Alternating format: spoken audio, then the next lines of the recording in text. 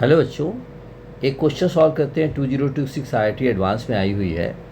जो क्वेश्चन में centre of buoyancy का कॉन्सेप्ट यूज़ करना है। सेंटर ऑफ बॉयंसी का कॉन्सेप्ट इस्तेमाल करना है।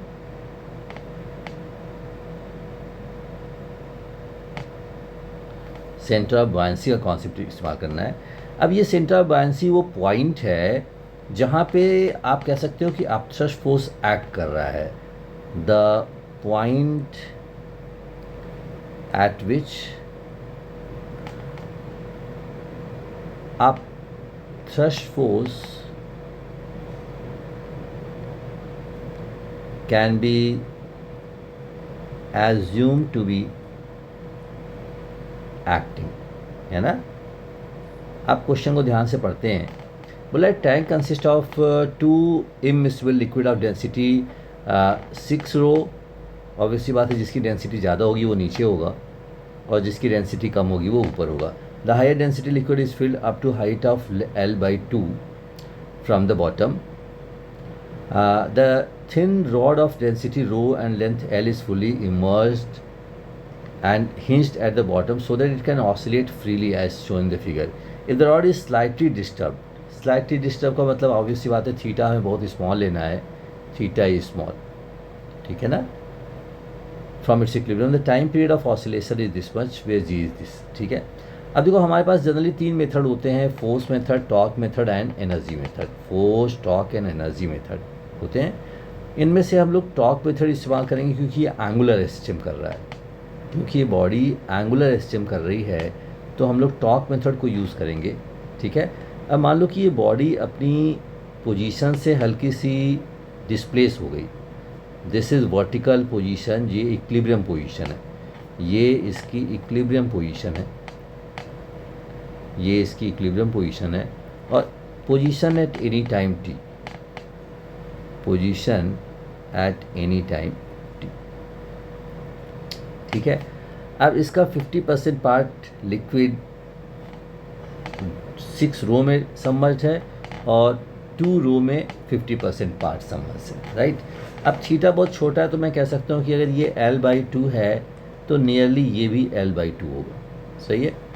और ये पार्ट L/2 है तो आप कह सकते हो नियरली ये भी पार्ट L/2 होगा ठीक है। अब देखते हैं इस पर फोर्सेस क्या क्या लग रहे हैं। एक तो इस पे सेंटर ऑफ मास पे mg लग रहा होगा, ठीक है, mg लग रहा होगा।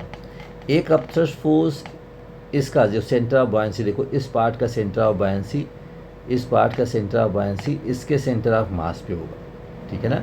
दिस इज अपथ्रस्ट फोर्स 1 कह दूँ मैं, और इसका सेंटर ऑफ बॉयंसी, इस पार्ट का सेंटर ऑफ बॉयंसी होगा ये पॉइंट। यहाँ मैं कह सकता हूँ कि यहाँ पे अपथ्रस्ट फोर्स 2 लग रहा होगा, ठीक है, U2 लग रहा होगा।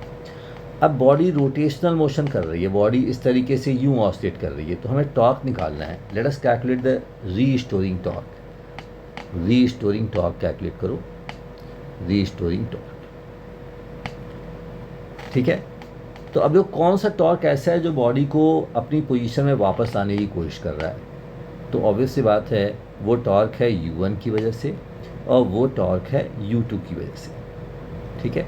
इसको हम माइनस साइन देंगे क्योंकि theta is clockwise, so torque due to U2 and torque due to U1 is anti clockwise. ये बात समझ आ रही है आपको।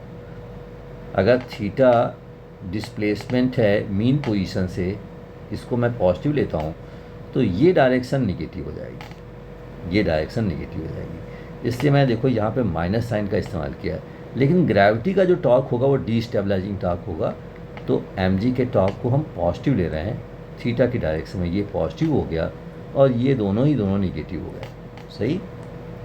इसको लिख दे हम लोग torque is equal to I alpha I d2 theta upon dt square is equal to minus. अब देखो टॉर्क हम लोग कैलकुलेट करते हैं U1 की वजह से। देखो यहाँ पे ये पार्ट है, यहाँ पे लग रहा है टॉर्क। तो पहले हम लोग अपथ्रस्ट फोर्स कैलकुलेट करें। अपथ्रस्ट फोर्स की वैल्यू कितनी होगी, weight of the liquid displaced, तो 6 रो डेंसिटी है, area of cross section into L/2, ये हो गया वॉल्यूम, ठीक है। इनटू जी, ये अपथ्रस्ट फोर्स हो गया। और इसका जो पोजीशन है अगर आप ध्यान से देखो तो ये डिस्टेंस है L/2 sine theta, L/2 sine theta. सही। वैसे ही अगर आप U2 का टॉर्क देखो, टॉर्क ड्यू टू U2, ये टॉर्क ड्यू टू U1 निकालिए।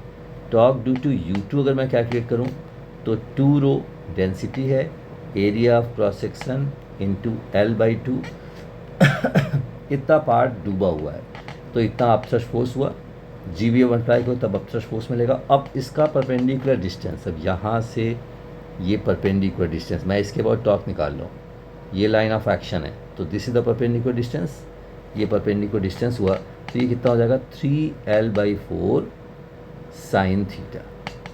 ध्यान से देखिएगा, this is the force and this is the perpendicular distance, right. और साइन थीटा को हम लोग थीटा पुट करेंगे, साइन थीटा को थीटा पुट करेंगे। अच्छा, ग्रेविटी यहाँ पे लग रही है तो ग्रेविटी का टॉर्क कितना हो जाएगा, ग्रेविटी का टॉर्क देख लो, mg into L/2 sine theta, मतलब density into area of cross section into L/2 into theta, right. So restoring torque अब कैलकुलेट कर लेते हैं। Restoring torque is I into alpha is equal to net torque, तो इसको हम लिख दें टॉर्क नेट। तो देखो I हो गया mL²/3। देखिए बॉडी रोटेट कर रही है इस पॉइंट के अबाउट, O के अबाउट, तो O के about moment of inertia mL²/3 into d2θ/dt² is equal to minus, अब पुट करते हैं वैल्यूज यहाँ पे देखो, तो हमने 6 rho A L/2 G into L/2, theta को हम लोग कॉमन ले लेंगे, ठीक है, plus this is 2 rho A L/2 G 3L/4 minus, क्योंकि इसका टॉर्क पॉजिटिव है, इसका टॉर्क पॉजिटिव है और हमने यहाँ पे माइनस साइन कॉमन ले लिया है, ठीक है। तो इसको लिखेंगे रो A L, ये तो मास हुआ, into G is also there, into G into L/2 into theta, ये हमारी वैल्यू आ गई। ध्यान से देखिएगा, ठीक है। तो d2θ/dt² की वैल्यू आ गई माइनस, लिखो 3/m को लिख दिया रो A L, density into volume into L², right. अब इसमें से, इस पूरे पार्ट में से हम लोग रो A L² into G common ले लेते हैं, ठीक है, राइट। तो ये वैल्यू आ गई हमारे पास, दिस इज 3/2 आ गया, 3/2 प्लस दिस इज 3/4 माइनस 1/2।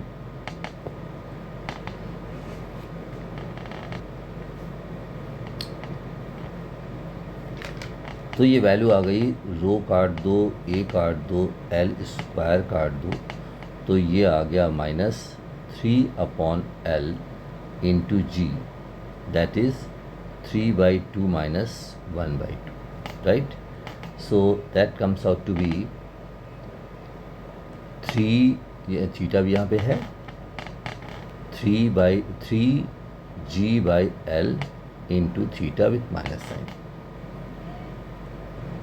अब इसको इक्वेशन, जो स्टैंडर्ड इक्वेशन होता है SHM का, d2θ/dt² is equal to minus ω² theta से कंपेयर करोगे तो ओमेगा की वैल्यू आ गई √3G/L, और इसको लिख दे हम लोग 2π/T के इक्वल, तो T की वैल्यू आ जाएगी 2π√G/3L, राइट। अब इसे कंपेयर कर लो आप, 2π/n √G/L, सो n की वैल्यू √3 आ जाएगी, मतलब 1.73 लिख सकते हैं हम लोग, ये आपका आंसर आएगा, ठीक है। तो आप देख लो कैसे करा है, सेंटर ऑफ बायनेंसी पे आप थ्रस्ट फोर्स लगाओगे और उसका टॉर्क निकालोगे, तो ये एक बार ध्यान देना। वैसे बहुत पॉपुलर सा क्वेश्चन है, पहले भी IIT में आया हुआ है, SC वर्मा में आपको सॉल्व एग्जाम्पल मिल जाएगा, ठीक है, तो आप कर लो, बहुत मुश्किल नहीं है। ठीक है, कोई डाउट हो तो आप कमेंट सेक्शन में लिख के भेजो, अपने आप करो, मुश्किल क्वेश्चन नहीं है। Thank you.